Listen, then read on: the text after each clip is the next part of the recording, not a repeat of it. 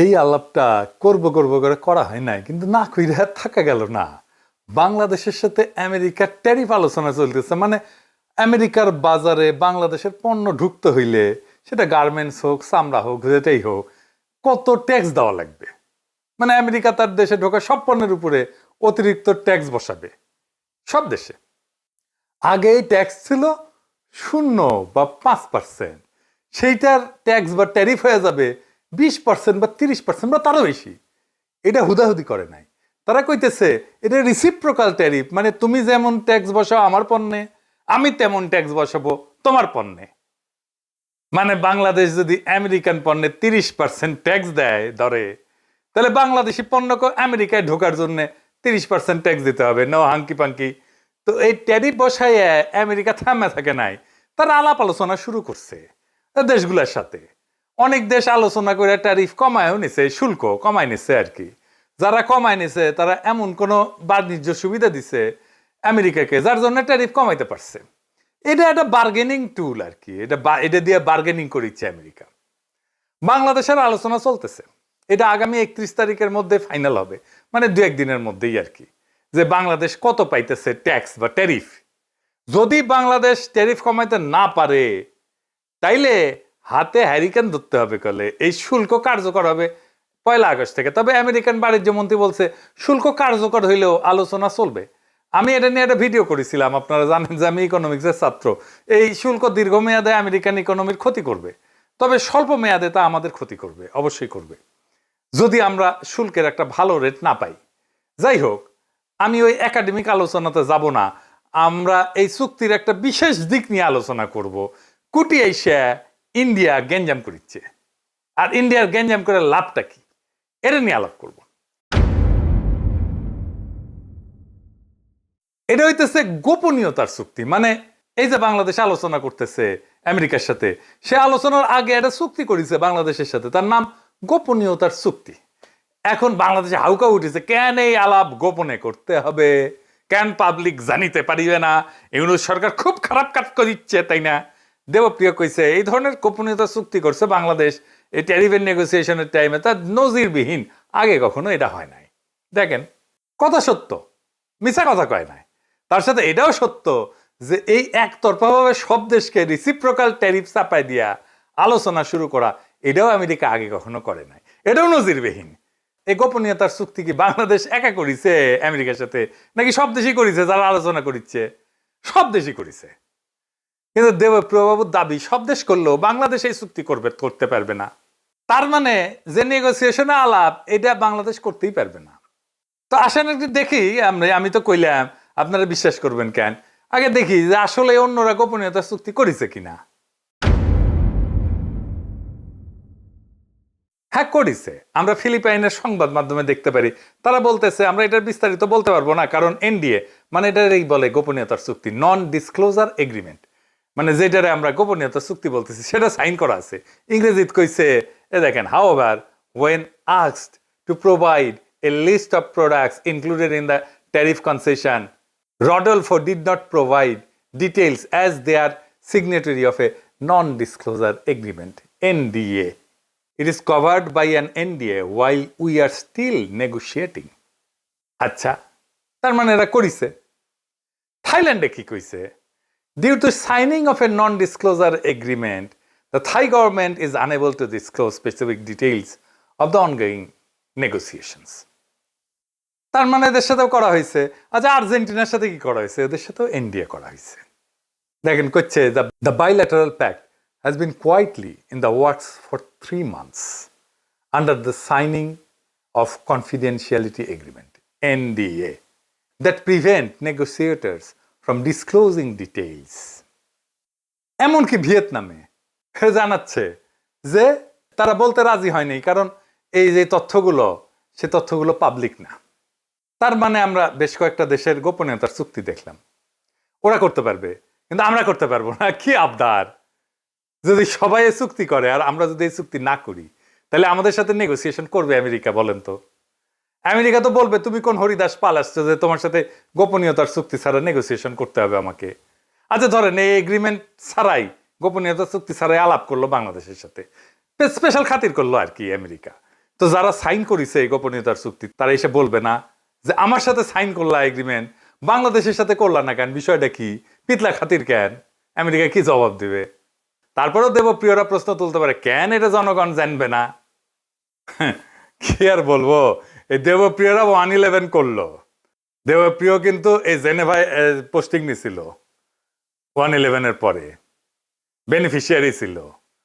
এই দেবপ্রিয় ট্রানজিট ট্রান্সশিপমেন্টের ওকালতি করেছে, আর এখন খুব নন ডিসক্লোজার এগ্রিমেন্ট করেছে। সিপি ব্যবহার করেছে বাণিজ্যের নামে গোপন চুক্তি মানবো না। ওরে আমার ওরে ওরে, এইগুলার মাথাত খোদাতলা গোবর দিলেও হইতো। যাই হোক, আলাপটা কি কইতেছে ওরা বুঝেছে, আসেন এটা একটু আমরা বুঝে দেখি। আমি আপনাদের আগেও কইছি সিপিবি যা বলবে, দেবপ্রিয় যা বলবে তার উল্টা দিকে দাঁড়াবেন। সিপিবি যেহেতু বিরোধিতা করতেছে, দেবপ্রিয় যেহেতু বিরোধিতা করতেছে, এটা দেশের জন্য ভালো আর ইন্ডিয়ার জন্য খারাপ। এই চুক্তিটা কোনো গোপন চুক্তি না, এটা গোপনীয়তার চুক্তি। গোপন চুক্তি আর গোপনীয়তার চুক্তি দুইটা ভিন্ন জিনিস। মানে যতক্ষণ এই ট্যারিফ নিয়ে আমাদের আলোচনা হইতেছে আমেরিকার সাথে, ততক্ষণ আমাদের আলোচনার বিষয় বাইরে যাবে না। ধরেন প্রফেসর ইউনূস আর তারেক রহমান আলাপ করলেন লন্ডনে, তো ওই আলাপ কি লাইভে দেখছি আমরা? ওটা ধরে লাইভ হইতো, গোপনীয়তার যদি কোনো দরকারই না থাকে। গোপনীয়তা যখন থাকার দরকারই নাই, তাহলে ওই আলাপের পুরাটা রেকর্ড করে জানাই দিলে হয়। তা তো জানাই নাই। আলাপের ফলাফল আমরা জানছি, কিন্তু আলাপের খুঁটিনাটি জানার দরকার আমাদের নাই।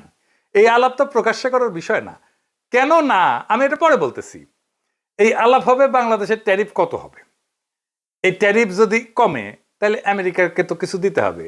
সেটা কি কি দেওয়া হবে সুবিধা হিসেবে, তার সবকিছুই দুই দেশের মানুষই জানবে যখন চুক্তিটা হয়ে যাবে। কিন্তু এই আলোচনার প্রসেসের মধ্যে যা আলোচনা হবে এই সময়টায় কিছু জানানো যাবে না, কারণ অন্য দেশও আলোচনার মধ্যে আছে। তারা যদি জেনে যায় আমরা কি আলোচনা করতেছি, তাহলে তো এই আলোচনার ফলপ্রসূ হবে না। প্র্যাকটিক্যাল কারণে এটা বার্গেন, তো অনেক দেশের সাথে বার্গেন করতেছে আমেরিকা। ধরেন আমরা যাই না গেলাম কি নিয়ে, ইন্ডিয়ার সাথে বার্গেন করতেছে আমেরিকা। আমরা তো ইন্ডিয়ার চাইতে ভালো কন্ডিশন দিব আমেরিকাকে, তাই না? খুবই ন্যাচারাল এটা। তো বাংলাদেশ যা দিতেছে আর পাইতেছে, এটা আমাদের সাথে যারা কম্পিটিশন করে আমেরিকার মার্কেটের জন্য, তারা যাই না গেলে তো আমাদের বিপদ। আমরা তো নেগোসিয়েশন করতে পারবো না। ইন্ডিয়া তো সুবিধা নেবে এটার, কারণ ইন্ডিয়া তো ওই মার্কেটে আমাদের কম্পিটিটার। বাংলাদেশ যদি যুক্তরাষ্ট্র বা পশ্চিমা শক্তির কাছে ফেভারেবল ট্যারিফ না পায়, তাহলে সেই শূন্যতা পূরণে ভারত চূড়ান্তভাবে উপকৃত হবে। অর্থনীতিতে হবে, রাজনীতিতে হবে এবং আঞ্চলিক প্রভাব বিস্তারে হবে। এই পুরো প্রক্রিয়া এক ধরনের সফট ডিইন্ডাস্ট্রিয়ালাইজেশন এবং স্ট্র্যাটেজিক ডিপেন্ডেন্সি হবে বাংলাদেশের ইন্ডিয়ার উপরে, যদি এই ট্যারিফ নেগোসিয়েশনে আমরা হেরে যাই। বাংলাদেশকে পশ্চিমের বাজারে দুর্বল কইরা বাংলাদেশের অর্থনীতি ভারত নির্ভর করে তুলতে পারবে ইন্ডিয়া, যদি এই ট্যারিফ নেগোসিয়েশনে আমাদের চাইতে ইন্ডিয়া ভালো ট্যারিফ পায়, অথবা আমরা যদি অনেক বেশি ট্যারিফ দিতে হয়। এই জাউরারা হাউকাউ করতেছে, মানুষকে কনফিউজ করতেছে, যেন এই নেগোসিয়েশনে বাংলাদেশ জিততে না পারে, ইন্ডিয়া যেন বেশি সুবিধা পায় আর আমাদের মারা যায়। দেবপ্রিয় সিপিবি এদের হাউকাউয়ের লক্ষ্যই এটা। এই প্রসঙ্গে আমি কোভিডের টাইমে একটা ঘটনার কথা মনে করাই দিই, মিল পাবেন। কোভিডের টাইমে আমরা যেন ভ্যাকসিন না পাই সে বাগড়া দিছিল ইন্ডিয়া। মানে ইন্ডিয়া চাইছিল ভ্যাকসিনটা যেন ইন্ডিয়া থেকে নেওয়া হয়। তাহলে ইন্ডিয়ার লাভ কি? ইন্ডিয়া এটা তার কূটনৈতিক অস্ত্র হিসেবে ব্যবহার করবে। আমি বেনে বেনে করছি না, দেখেন তো। এই সময় চীনের সাথে ভ্যাকসিন কেনা নিয়ে আলাপ হচ্ছিল বাংলাদেশের। বাংলাদেশকে চীন একটা খুব ভালো প্রাইস দিছিল, দাম দিছিল, খুব কম দামে, শ্রীলঙ্কা থেকে কম দামে এমনকি বাংলাদেশকে টিকা দেওয়া হয়েছিল। শ্রীলঙ্কার তখন অর্থনৈতিক অবস্থা খুব খারাপ, আপনারা তো জানেন। তার সেই অবস্থা তো বাংলাদেশকে একটা ভালো প্রাইস দেওয়া হয়েছিল, যেটা শ্রীলঙ্কার চাইতে কম। এটা হয়েছিল একটা গোপনীয়তার চুক্তি দিয়া। কারণ এই প্রাইসটা যদি শ্রীলঙ্কা জানে যায়, নেপাল জানে যায়, সবে তো বলবো আমাকে বাংলাদেশে প্রাইস দাও। বাংলাদেশ এটা বার্গেন করে পাইছিল। সেই চুক্তির ফাইল প্রথম আলো রোজিনা চুরি করে সচিবালয় থেকে। রোজিনাকে গ্রেপ্তার করা হয়। আমি বলছিলাম কাজ ঠিক হয়েছে। এইটা রোজিনা ইন্ডিয়াকে সার্ভিস দিতে গিয়ে কাজ করেছিল। এই ফাইল রয়ের হাতে তুলে দিত। গোপনীয়তায় ঢাকা ফাইল থেকে আমরা যে দাম পাইছি এটা প্রকাশ করে দিত রোজিনা পত্রিকায়। আপনার দাম প্রকাশ করে দিলে তো চীন বিপদে পড়বে। ইন্ডিয়া শ্রীলঙ্কা যায় বলবে, কেন তুমি আমার কাছ থেকে বেশি দাম নিলা বাংলাদেশ থেকে? তাসনিম খলিলারা তখন যুক্তি দিছিল, রোজিনাকে দিয়া কেন চুরি করাবে ইন্ডিয়া? ইন্ডিয়া চাইলে তো ওবায়দুল কাদের হাতে দিয়ে আসতো ফাইল। দেখেন এত বুদ্ধি, দেখেন ফাইল পাওয়া নিয়ে তো কোনো ইস্যু নাই। ফাইল একটা কেন 10টা ফাইল দিয়ে আসতে পারে। ইস্যু হইতেছে মিডিয়া বাংলাদেশ যে দাম পাইছে সেটা প্রকাশ হওয়া। একমাত্র সেটা প্রকাশ হওয়া মাত্রই এই চুক্তি ভঙ্গের, গোপনীয়তার চুক্তি ভঙ্গের অভিযোগ চীন করতে পারে। এবং সেই অজুহাতে আমাদের ভ্যাকসিন দেওয়া বন্ধ করে দিতে পারে। রোজিনা ব্যর্থ হওয়ায় একজন ডেপুটি সচিব সে দাম প্রকাশ করে দেয়, ফলে চীনা ভ্যাকসিন আসা বন্ধ হয়ে যায়।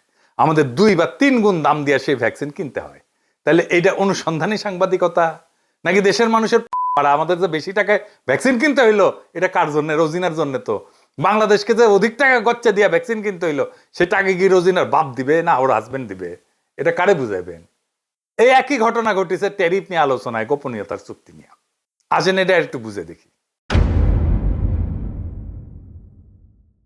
দুনিয়ায় কোন দেশের মিডিয়ার কোন কুরকুরে নেয় সবাই তো এই সাইন করছে না, একমাত্র বাংলাদেশের অনুসন্ধানী সাংবাদিকদের এতই কারেন্ট এই গোপনীয়তার চুক্তি প্রকাশ করতেই হবে। তো এটা নিয়ে কি হইল আসেন দেখি। এখানে সে একই রোজিনা কাণ্ড ঘটনা হইল। এনবিআর এর দ্বিতীয় সচিব মুকিদুল আলমকে দিয়া এই আলোচনার বিষয়াদি কচুক্ষেতি বাইর করল। কচুক্ষেতি মানে কিন্তু ও আকারের বালক। বালক মানে জানেন তো, হ্যাঁ, যে মারা দেয়, বুঝছাও। র এর ডাইরেক্ট পেরোলে এই পদ বালক সেইটা দিয়া বাংলা আউটলুকে নিউজ করাইলো। মুকিদুল ধরা খাইলো, চাকরি গেল। বাংলা আউটলুকের নিউজ সরাই নিলে কচুক্ষেতি নিজের পেজে ওই চুক্তির আলোচনা প্রকাশ করে দিল। দেখেন এর ফলে কি হইল, বাংলাদেশের আলোচকেরা নেগোসিয়েটরেরা মারাত্মক চাপে পড়লো। আলোচনার নেগোসিয়েশন আমরা পিছায় পড়লাম, ইন্ডিয়া আপার হ্যান্ড পাইলো। তাহলে বুঝেছেন তো কে কার সুবিধার জন্য এটা পাবলিক করা হয়েছিল? ওই বালক ওয়াকারের কেন এটা পাবলিক করলো? আপনারা তো জানেন বাংলাদেশ যদি ফেভারেবল ট্যারিফ না পায় তাহলে ইন্ডিয়া লাভবান হবে, আর কেউ না। ইন্ডিয়াকে উপহার দিল ওয়াকারের বালক। এইবার সব বুঝেছেন তো, মিলিছে সব। বাংলাদেশের শিল্প, গার্মেন্টস, রপ্তানি আমেরিকার বাজারে সব ধ্বংস করে দেওয়ার কাজটা এই ওয়াকারের বালক কইরা দিল। যদি বাংলাদেশ ভালো ট্যারিফ না পায় তার দায় একমাত্র এই বালকের। আপনারাই বলেন এটা প্রকাশ করে কি এমন হাতি ঘোড়া বজরা পানসি হয়েছে? কি অর্জন করছে বাংলাদেশ? কিছুই না। বাংলাদেশের জনগণ কি অর্জন করছে? কিচ্ছু না, হারাইছে। কিন্তু এইটা প্রকাশ করার জন্য এত কুরকুরানি কেন ওদের খোয়ায়? কুরকুরানি মোদির কুরকুরানি, ইন্ডিয়ার কুরকুরানি। কারণ মোদি কইছে শুধু ওয়াকার নামিও তোমার বালক বানাবো, আর ওই খুশিতে মারছে দৌড়। তাইলে কি আমরা ফেভারেবল ট্যারিফ পাবো না আমেরিকার বাজারে? 2 দিন অপেক্ষা করেন, ভালো খবর পাবেন ইনশাআল্লাহ। ওয়াকারের বালক কাজটা খুব জটিল এবং কঠিন করে দিলেও এটা উত্তরানো গেছে। আমার কাছে যতটুকু খবর আছে চুক্তির ডিটেলস বেশি জানতে পারবেন তাড়াতাড়ি। এই ট্যারিফ আলোচনা, এই গোপনীয়তার চুক্তি সবই কূটনৈতিক বাস্তবতা। এই বাস্তবতায় কার কি বক্তব্য, কে কি প্রকাশ করলো সেটা বড় কথা না। বড় কথাই যে বাংলাদেশে কোনো দালাল চক্র, কোনো রোজিনা সিন্ডিকেট, অনুসন্ধানী সাংবাদিকতার নামে রয়ের দালাল, ওয়াকারের পাঁচাটা হাইব্রিড অনুসন্ধানী সাংবাদিকদের খেয়ালখুশির উপর চলে না। আমাদের রাষ্ট্র যদি সাহসিকতার সাথে ন্যায্য বার্গেন করে, যদি ঠিক সময় জিপ কামড়ে চুপ থাকে, তাহলে আমরা জিতবো। কারণ এই খেলা গলা ফাটানোর না, মাথা খাটানোর। আজকের দিনটায় আমরা শিখে গেলাম তথ্য চুরি করা নয়, কৌশল দিয়ে জয়লাভ করতে হয়। গোপন রাখাটা সবসময় চোরের চক্রান্ত না, কখনো কখনো তা হয় রাষ্ট্রীয় অস্ত্র। যারা চায় বাংলাদেশ বিশ্ববাজারে হারুক, তারা চায় না গোপনীয়তা থাকুক এই বাণিজ্য আলোচনায়। তারা চায় প্রত্যেকটা দরজার চাবি পড়ুক দিল্লির হাতে। কিন্তু না, এবার আর তা হবে না। বাংলাদেশ দাঁড়াইছে নিজের কৌশলে, নিজের স্বার্থে, এবং এই দাঁড়ানোই মাথা উঁচু করে দাঁড়ানো। ধ্বংস হয়ে হারায় যাওয়ার আগাম ঘোষণা না এটা। এই জাতি মাথা নত করে না। এই জাতি নিজের বাজার, নিজের রপ্তানি, নিজের শ্রমিকের ঘাম দাম চায়। যুক্তরাষ্ট্র হোক, ভারত হোক, কেউ আমাদের পেছনে রেখে সুবিধা পাবে না যদি আমরা নিজের প্রতি বিশ্বস্ত থাকি। তাই শেষ কথা একটাই, এই লড়াইয়ে আমরাও জিতবো। কারণ এইবার বার্গেনের টেবিলে বসছে এক নতুন বাংলাদেশ। ইনকিলাব জিন্দাবাদ।